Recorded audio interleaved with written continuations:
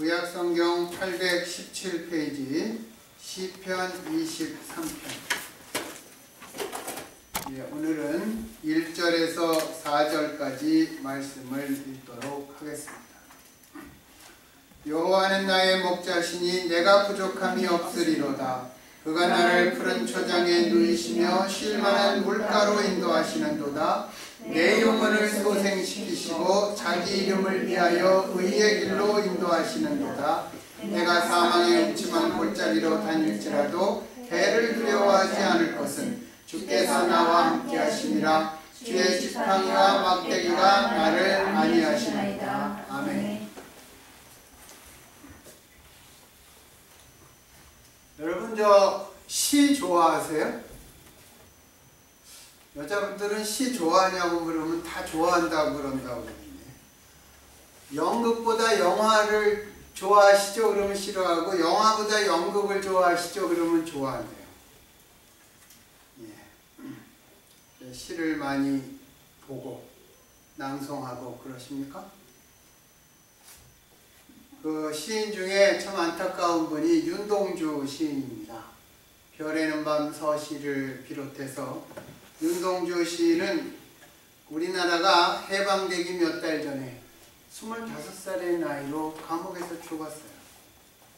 윤동주 시인이 있는 반면에 윤동주 시인은 늘 북간도에 있는 자기 어머니를 생각하며 시를 많이 썼습니다.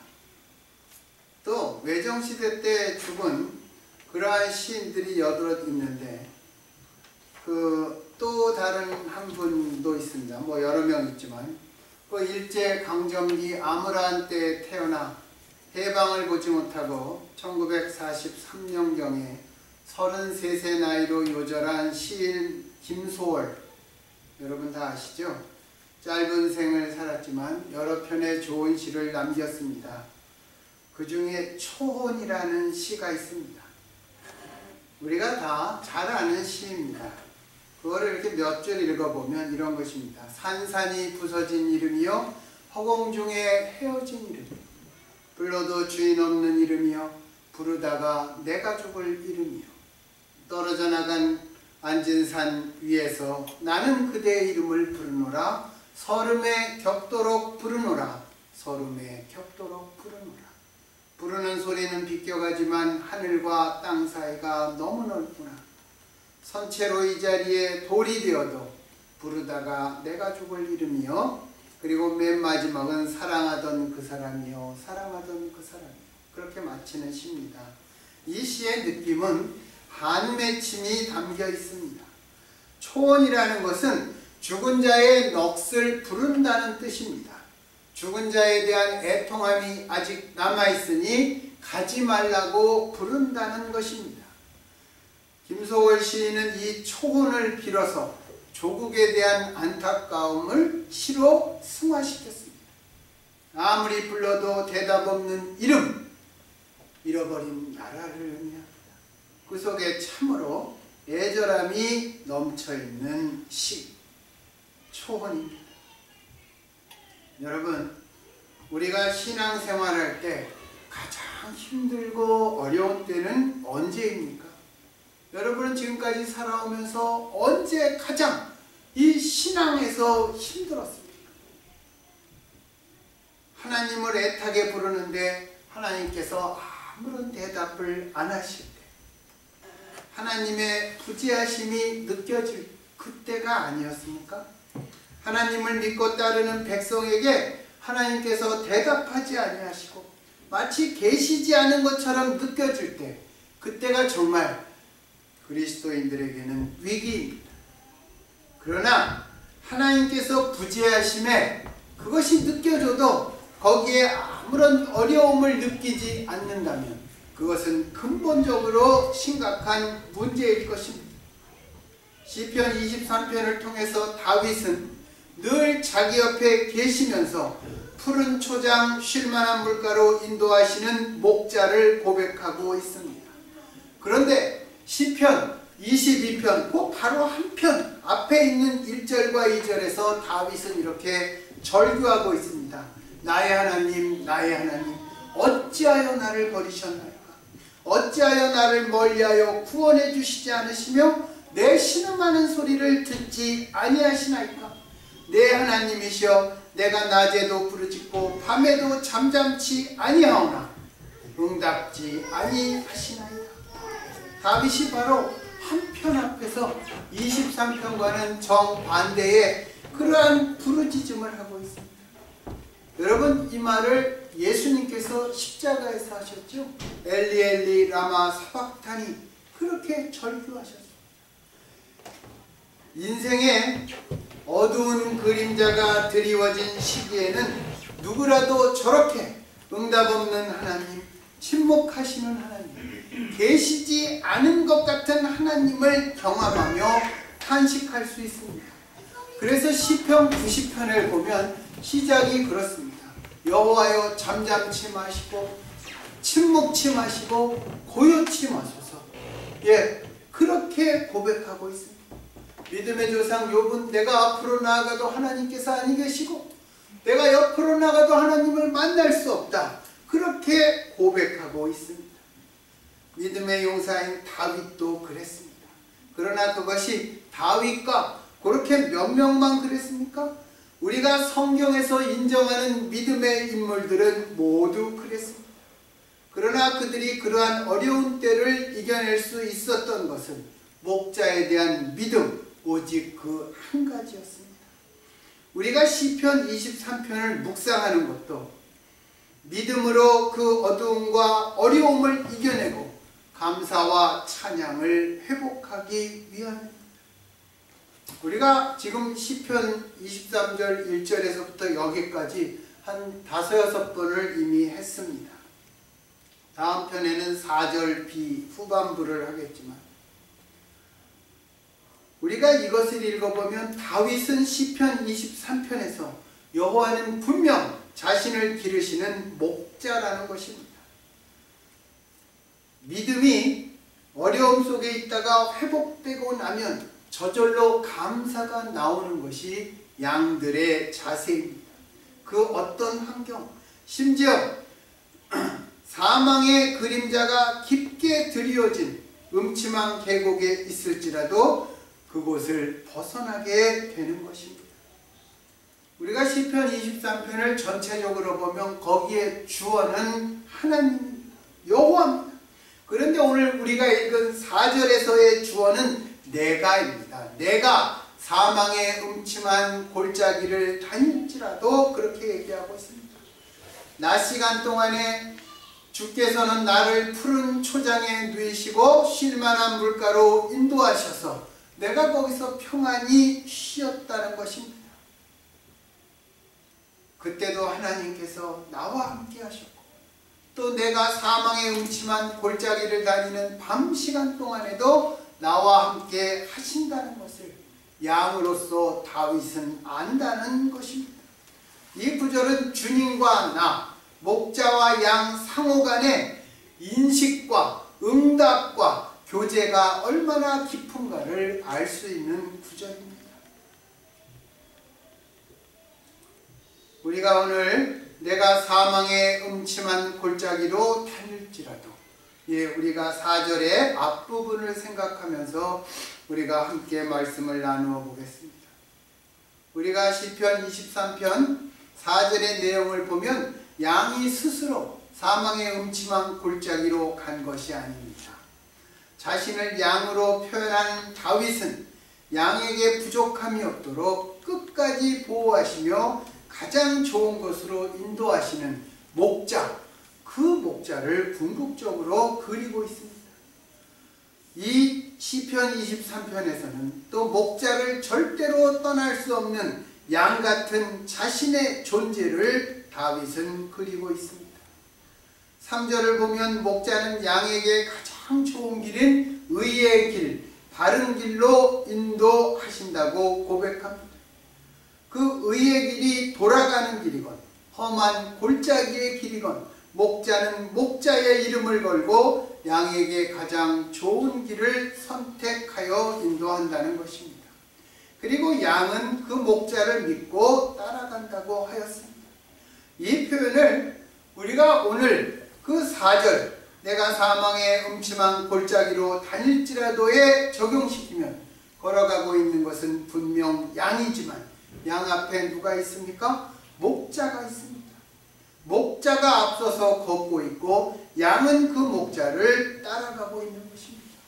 출애굽을 할 때 하나님의 언약궤가 이스라엘 민족 3일길을 앞서서 쉴 곳을 찾았습니다. 그러면서 뭐라고 하나님께서 모세에게 이야기하셨냐면 너희가 이 길을 지나보지 못하였다. 그렇게 말씀하셨습니다. 하나님의 임재를 상징하는 그 언약궤가 백성들 앞에 길을 찾고 머물 곳을 찾으러 앞서 나갔다는 것입니다.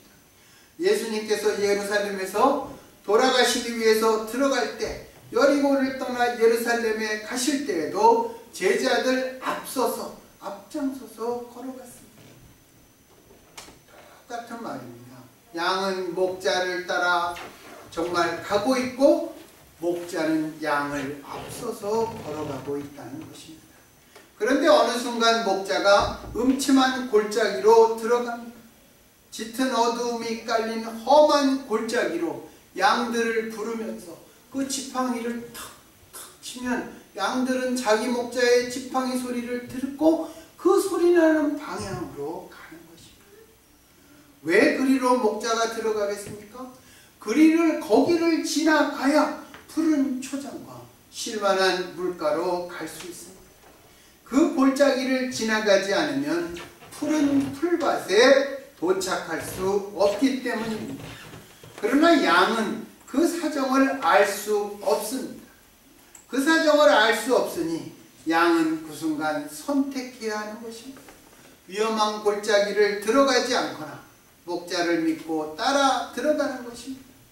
그런데 실제로 광야에서 양은 어떻게 할 것 같습니까?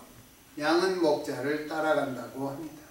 이미 모든 것을 목자에게 맡긴 양은 무조건 목자를 믿고 따라간답니다. 그런 양들에게는 주변의 환경이 문제가 되지 않습니다. 양의 눈에는 오직 목자만 보이기 때문입니다. 이스라엘의 황금기를 이루었던 다윗은 수많은 전투를 치렀던 군인이었습니다. 사람의 피를 많이 흘렸습니다. 그래서 나중에 여호와 앞에 성전을 건축하기를 원했지만 너는 피를 많이 흘린 군인이라 내 아들 평강의 솔로몬이 그 성전을 건축할 것이다. 그렇게 하나님께서 얘기했습니다. 피를 많이 흘렸다는 것은 무엇입니까? 다윗이 적에게 포위당하거나 쫓길 때도 있었습니다. 정말 절박한 순간이 여러 번 있었습니다. 자기를 죽이려는 사울왕을 피해 가도왕 아기스에게 가서 머무르기도 해놓고 그 다음에 그건 누구죠? 라훔입니까? 라훔, 골리앗의 동생 라훔인가? 이스리브놉이라는 사람 둘 중에 하나인데 죽이려고 갔을 때 다윗이 이제 늙어서 잘못하면 죽게 생겼으니까 분하야가 내려가서 그 적을 함께 죽였습니다. 그런 때도 있었습니다. 그리고 배신과 모략에 빠지기도 하였습니다. 자기 아들 또 자기를 도왔던 아히도벨의 그 모략가의 배신에 빠지기도 하였습니다. 그러한 순간마다 다윗은 사망의 음침한 골짜기를 목자를 믿고 따라왔던 양들을 떠올립니다. 실제로 다윗은 정말 성경에 나오는 세 개의 그 밸리를 지나갔던 것입니다. 그럼에도 불구하고 그러한 순간마다 자기가 목동이었을 때 그 사망의 음침한 골짜기 같은 것을 양들을 데리고 간 그 목동 시절을 돌이키며 정말 목자 되신 하나님께서 자기를 앞서서 인도한 그것을 그는 현실의 삶 속에 그것을 영적으로 투영시킨 것입니다. 그리고 나서 4절 후반부에 나는 두려워하지 않겠노라 여호와께서 나와 함께 하시니라. 하나님께서 선한 하나님께서 나를 반드시 선하게 인도하실 것이다. 그것을 내가 믿고 있으니 어디를 가든 두렵지 않다는 고백입니다. 그 죽음의 골짜기를 혼자 걷도록 하지 않으시고 반드시 목자가 함께 그 골짜기를 앞서서 인도하며 무사히 빠져나가게 하신다는 것입니다. 다윗도 피할 수 없었고 광야의 왕들도 피할 수 없는 곳이 바로 삶의 사망의 음침한 골짜기입니다. 여러분, 이것은 우리도 마찬가지입니다. 목자와 양이 험준하고 그림자가 드리워진 어두운 골짜기로 들어갈 때, 여러분, 어두운 골짜기 속에 무엇이 있겠습니까? 옛날에 그런 곳에는 강도와 도적이 많았죠. 아마 맹수도 숨어 있을 것입니다. 또 골짜기로 내려가는 길은 비탈지고 가파른 곳이기 때문에 발을 한번 헛디디면 계곡 아래로 굴러버릴 수도 있습니다. 그런데 환경이 그렇다 하더라도 가장 심각한 문제는 양 자신에게 있는 것입니다. 바로 우리 자신에게 문제가 있다는 것입니다. 양들이 목자의 음성을 알아듣듯이 우리도 주님의 음성을 알아들어야 합니다. 그런데 실제로 우리는 주님의 음성을 듣고 주님을 잘 따라가며 사는 것 같지 않습니다. 주님의 음성이 아닌 다른 음성을 듣고 따라가는 경우가 많이 있습니다. 그런데 예수님께서 뭐라고 그랬어요? 요한복음에서 내 양들은 나의 음성을 알아듣는다, 이렇게 말씀했습니다. 그게 잘 따라가지 않는 내 자신을 바라보면서 그게 주님께서 우리들에게 바라시는 것일까? 아니면 예수님께서 과장해서 그렇게 말씀하셨을까? 아니면 심지어 극단적으로 내가 주님의 양이라서 그런 것일까? 그런 생각을 해보았습니다. 그러나 우리가 양의 속성을 잘 알게 되면 대답은 양은 예수님이 말씀하신 것처럼 그렇게 잘 따라가지 않는다라는 것입니다. 양이 목자만 의지해야 하는 결정적 이유는 또 있습니다. 여러분, 양은 뒤로 벌렁 넘어지면 혼자서는 일어날 수 없다고 합니다. 뒤로 넘어진 양이 일어나려고 발버둥 치면 칠수록 힘이 빠져서 더 못 일어나게 된다고 합니다. 만약에 태양이 뜨거울 때 양이 뒤로 넘어졌는데 목자가 얼른 일으켜주지 않으면 그 양은 죽게 된다고 합니다. 특히 새끼를 뵌 양은 무게를 견디지 못해서 아주 더 쉽게, 더 자주 넘어지는데 이때 바로 양을 일으켜주지 않으면 태중에 있는 새끼와 어미 둘 다 죽게 된다고 합니다. 오랜 세월 양을 친 목자들의 말에 따르면 양보다 더 우둔하고 완고한 짐승은 없다고 합니다. 짐승 중에 양처럼 방향감각이 없는 동물도 없고 또 방향감각만 없는 것이 아니라 양은 바른 길만 빼고는 어떠한 길이든지 가는 짐승이라고 합니다. 길을 잃어버릴 줄은 알아도 집을 찾아올 줄을 모르는 우매한 짐승이 양이라고 합니다. 그런데 이 완고함과 우매함은 사실 우리 인간에게서 흔히 발견되는 모습입니다.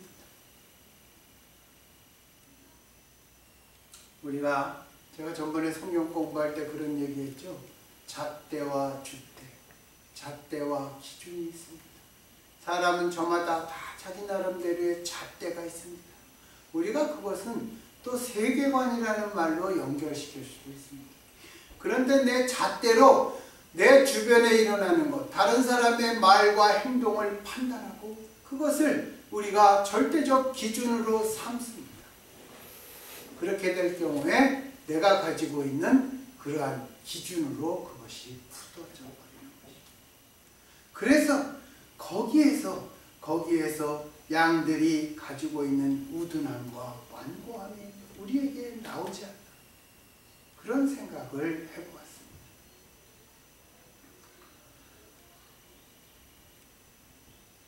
양들은 목자의 음성을 알아듣기는 하지만 경우에 따라서는 전혀 목자의 음성을 따르지 않는 미련하고 고집스러움이 있다는 것입니다. 이것은 어떤 그 팔레스타인의 그 벌어진 일을 기록한 데서 보았는데, 어느 날 번개와 벼락이 쳐서 깻묵을 보관하고 있던 창고에 불이 붙었다고 합니다. 양떼들이 깻묵이 타는 고소한 냄새를 맡고 달려와서는 불이 활활 타고 있는 깻묵더미 앞으로 자꾸만 가려고 하였다. 이를 본 목자가 급히 달려가 양떼를 불구덩이에서 떼어놓기 위해 그 막대기를 휘둘러댔습니다. 이렇게 해서 이 한쪽 한 무리를 겨우 떼어놓으면 또 저쪽에 다른 무리가 불을 향해 달려들고, 목자는 다시 죽을 힘을 다해 양떼를 떼어놓고 했다. 목자의 이런 헌신적인 노력으로 양들은 불에 타 죽지는 않았지만 뜨거운 그 불기운 때문에 몇 주일 동안 제대로 움직이지 못하고 빌빌거렸다고 합니다. 목자들의 말로는 그런 일이, 똑같은 일이 다시 일어난다고 해도 양들은 똑같은 짓을 되풀이한다는 것입니다. 그래서 베드로 후서에서 이렇게 얘기하고 있습니다. 개가 씻었다가 개가 토한 것을 다시 먹고, 돼지가 씻었다가 자기가 누워있던 원래 더러운 곳에 다시 눕는다. 그게 바로 우리들을 가르치는 말입니다. 도대체 무엇이 문제이길래 양들은 불에 타 죽는 줄도 모르고 불길을 향해 돌진하는 것일까요? 도대체 무엇 때문에 목자의 음성을 잘 알아듣는 양들이 목자가 그렇게 막대기를 휘두르는데도 개의치 않았던 것일까요? 그것은 바로 깻묵 때문입니다. 우매하고 완고한 양들은 고소한 깻묵 냄새만 맡을 줄 알았지, 자기를 태워버릴 뜨거운 불길은 눈에 보이지 않았던 것입니다. 양이 우리 인간이라면 깻묵은 우리가 집착하는 현세적 욕심입니다. 그러니 우리가 선한 목자이신 주님의 음성을 알아듣지 못하는 것, 더 정확하게 말하면 알아듣기를 거부하는 것, 그것은 바로 우리 눈에 보이는 현상과 현세적인 욕심 때문입니다. 여러분, 성경은 우리에게 경고합니다. 어떤 것들은 인간의 눈에 보기에 좋아도 그것은 우리를 멸망으로 인도하는 것들이 있다고 말씀합니다. 우리가 4절을 영어 성경을 보면 Even though I walk through the valley of the shadow of death, 이렇게 써 있습니다. 내가 음산한 죽음의 골짜기를 지나가게 된다 하더라도, 여기서 중요한 것이 even though입니다. 정말 이 어두운 골짜기를 지나가는 동안 양떼는 마실 수도 없고 먹을 수도 없고 쉴 수도 없습니다.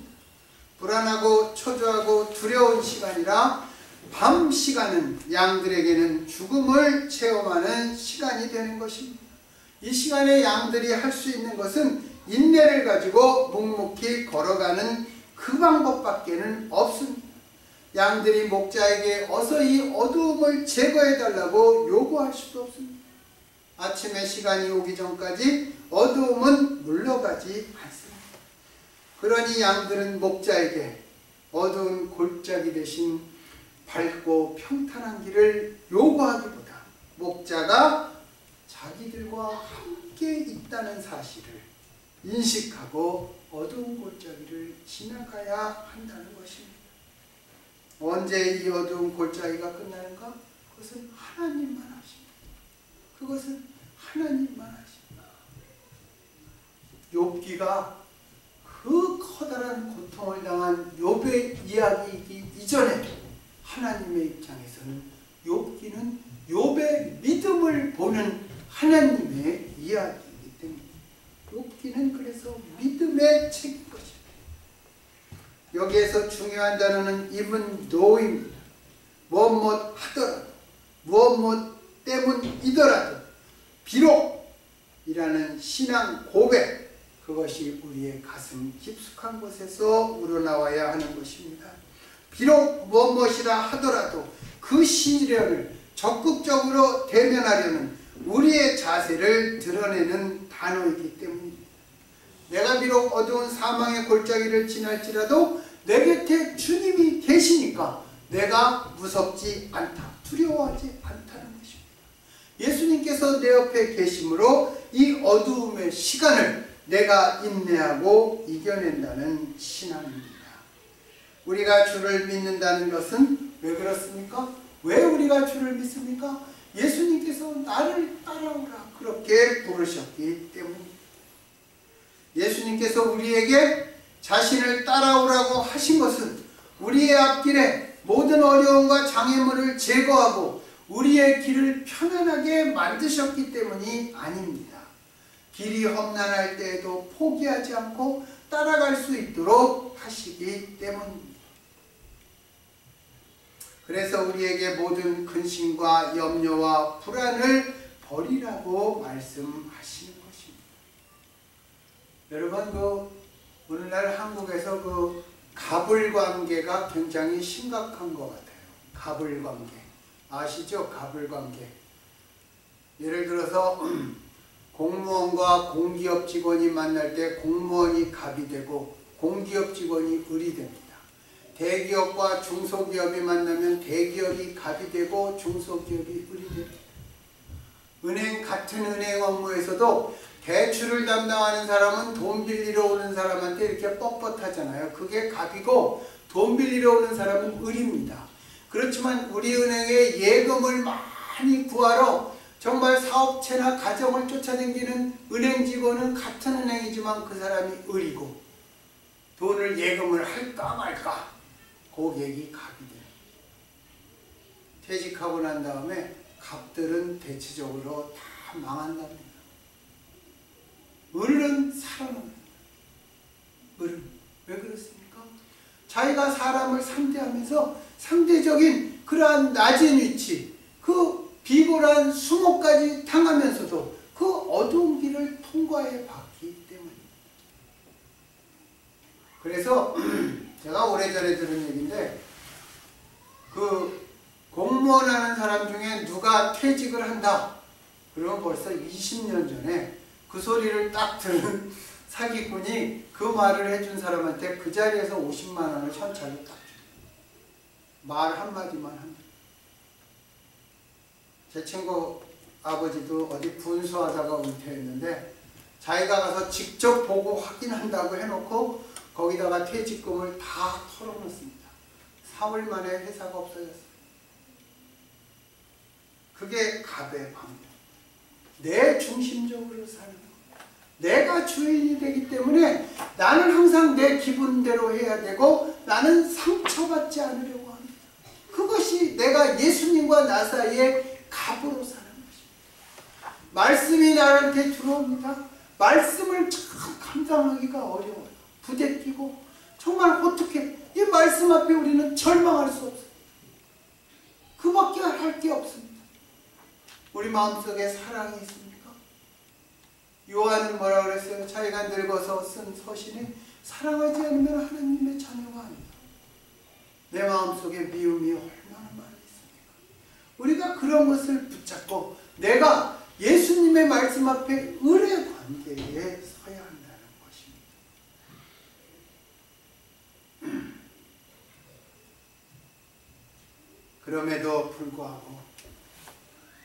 그럼에도 불구하고 예수님께서 우리들이 그렇게 넘어지고 염려하고 불안해하는 거 버리라고 말씀하십니다.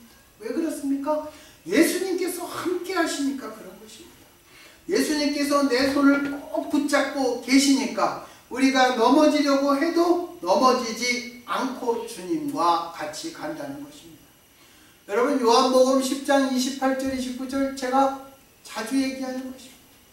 우리의 한 손을 하나님께서 붙잡고 한 손을 예수님께서 붙잡았습니다. 아버지의 손에서 너희를 빼앗을 자가 없다 이렇게 말했습니다. 그 손이 놓아지지 않는 것입니다. 여러분, 내가 잡았으니까 내가 잡았으면 내가 갑입니다.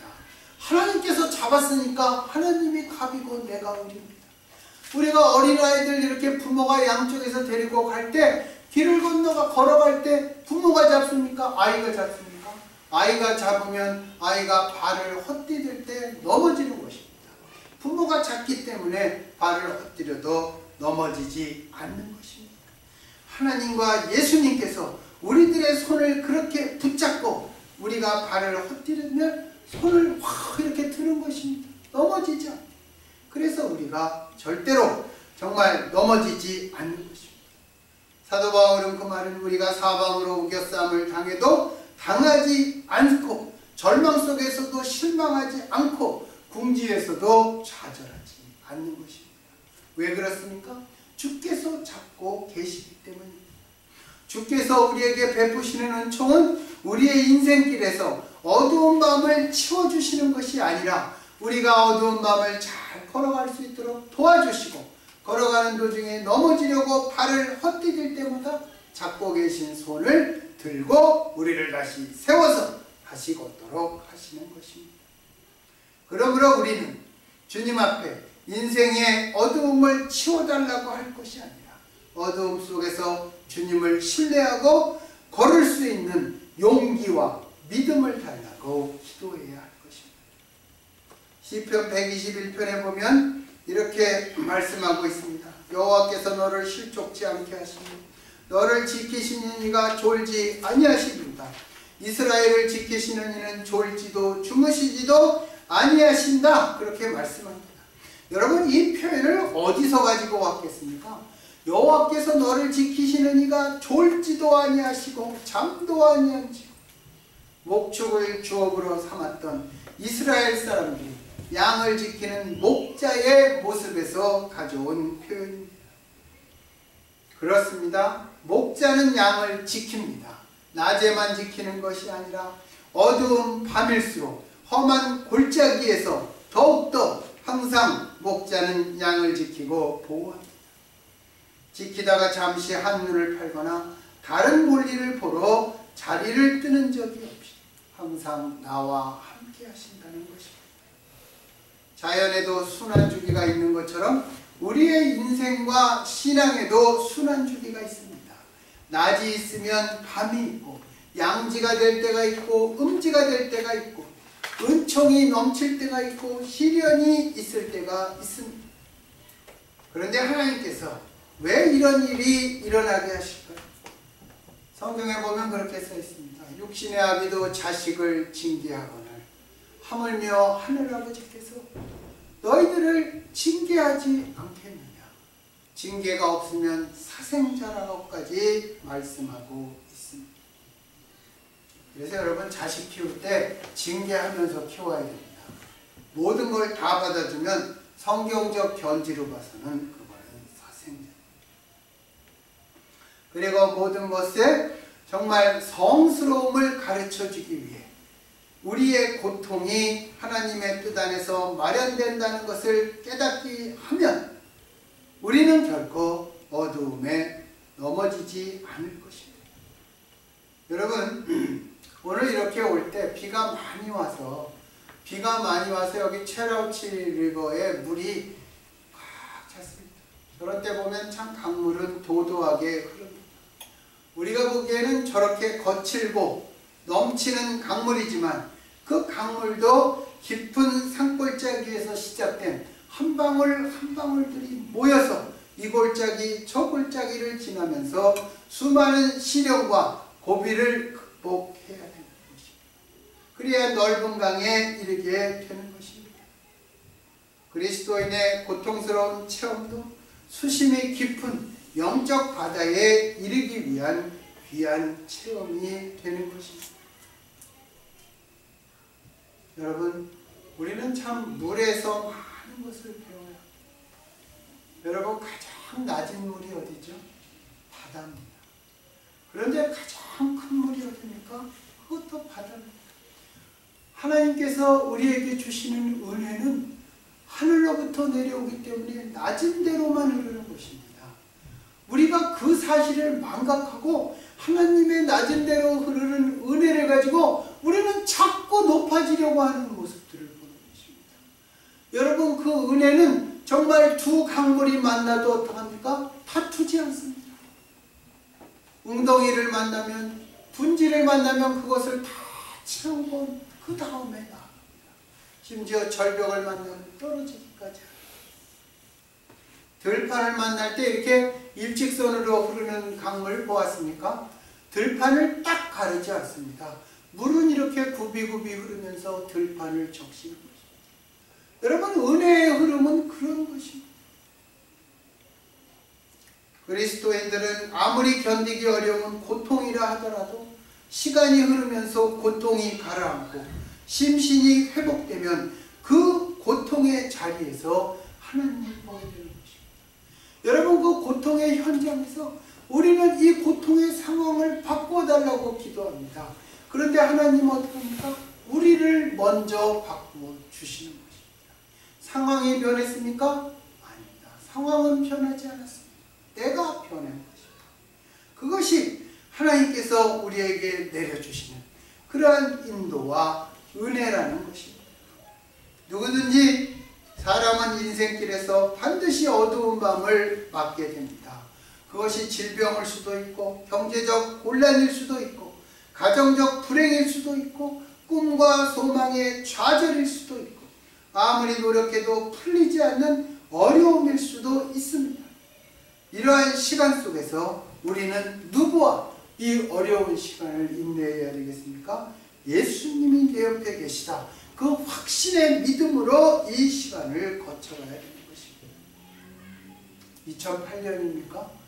그때 시작된 그 월스트리트 그 문제가 이렇게 오랫동안 지속됐습니다. 장기적으로 경제가 어려워졌습니다. 많은 사람이 회복되지 않는 경제적 고통에 아직도 두려움을 가지고 있습니다. 이것은 특별히 인간의 탐욕 때문에 시작된 그 불황은 전 세계까지 영향을 끼쳐 수많은 사람들에게 어려움을 주고 있습니다. 이 어려움을 일으킨 사람들은 정말 천인공노할 정도로 편안한데 일반 서민들이 이 고통의 값을 대신 치르고 있습니다. 이 어려운 시절에도 예수님께서 분명 우리와 함께 하고 계십니다. 작년 12월 14일 코네티컷 그 샌디옥 초등학교에서 그 정말 지금도 이해가 안 돼요. 어떻게 20살 먹은 아이가 초등학교 어린아이들을 조준사격을 했다는 것 자체가 저는 이해가 안 됩니다. 그냥 그 연발총으로 다 갈긴 것이 아니라 한 명 한 명 조준사격. 얼마 전에는 또 고등학생 애들이 그 2살 유모차에 타고 있는 애를 쐈잖아요. 이 어두움의 시절, 이 정말 참담한 일에도 예수님께서 분명 그 자리에 있으실 것입니다. 그 아픔의 그 깊은 골짜기 속에 함께 하고 계실 것입니다. 그래서 우리 크리스찬들은 여기에 실망하지 않고 애통은 하되 주님의 뜻이 세워질 수 있도록 우리가 더 열심히 기도해야 되는 것입니다. 왜냐하면 교회는 인류 역사상 가장 어두움이 지쳤던 그 사망의 날에다가 거룩한 성자를 붙였습니다. 홀리 성자를 붙였습니다.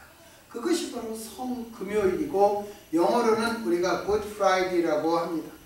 우리가 성자를 붙인 이유는 예수님의 십자가의 죽음, 그 어두움에서 끝나지 않고 그 다음 사흘째 되는 날 부활이 있었기 때문입니다.